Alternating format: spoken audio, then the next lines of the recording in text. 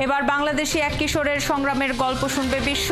কানে যাচ্ছে আলী, আসা যাওয়ার খরচ দেবে সরকার। বাংলাদেশের কোনো এক গ্রামের 15 বছর বয়সী কিশোর আলামিনের সংগ্রামের গল্প শুনবে এবার কান চলচ্চিত্র উৎসব।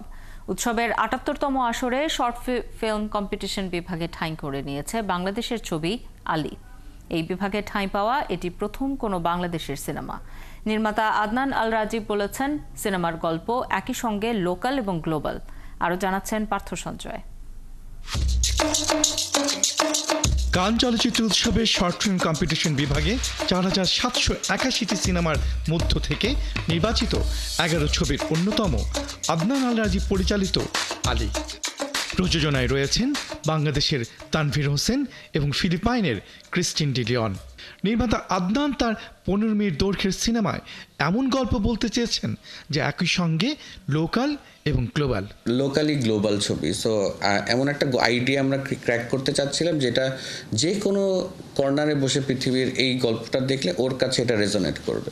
সিলেটের বিভিন্ন লোকেশনে গেল শীতে গল্পটি বুনেছেন আদনান, যেখানে 15 বছর বয়সের কিশোর আলামিনের নিজস্ব যুদ্ধটাকে ধরা হয়েছে সেলুলয়েডে।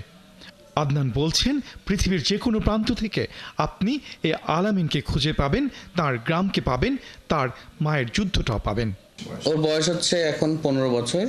আর আরেকজন ক্যারেক্টার ছিল ইন্দ্রাণী সোমা, উনি হচ্ছেন ওর মা ক্যারেক্টার করেছেন। ওর একটা যুদ্ধ আছে, ওর মার একটা যুদ্ধ আছে, ওদের দুজনের একটা যুদ্ধ আছে, একটা ইন্টারনাল কনফ্লিক্ট আছে। সো ওই গ্রামের একটা কনফ্লিক্ট আছে। মাথায় এটা ছিল আমরা একটা বাংলাদেশি গল্প বলবো, যে বাংলাদেশি গল্পটা সামহাও ইন্টারন্যাশনালি এটাকে অ্যাক্লেম করার মতো এমন একটা আইডিয়া থাকবে, উইচ ইজ বিগার। যারা দেখে বের হবে, আই থিঙ্ক ওরা আমাদের বাংলাদেশের একটা গ্রান পাবে। At the same time ওরা বিগার আইডিয়াটাও হয়তো পাবে। গেল বছর কানে প্যারালাল ক্রিটিক্স উইকে প্রডিউসার হিসেবে যোগ দিয়েছিলেন আদনান। কানের অভিজ্ঞতা তাকে উস্কে দিয়েছে। মনে হয়েছে যদি পারতেন।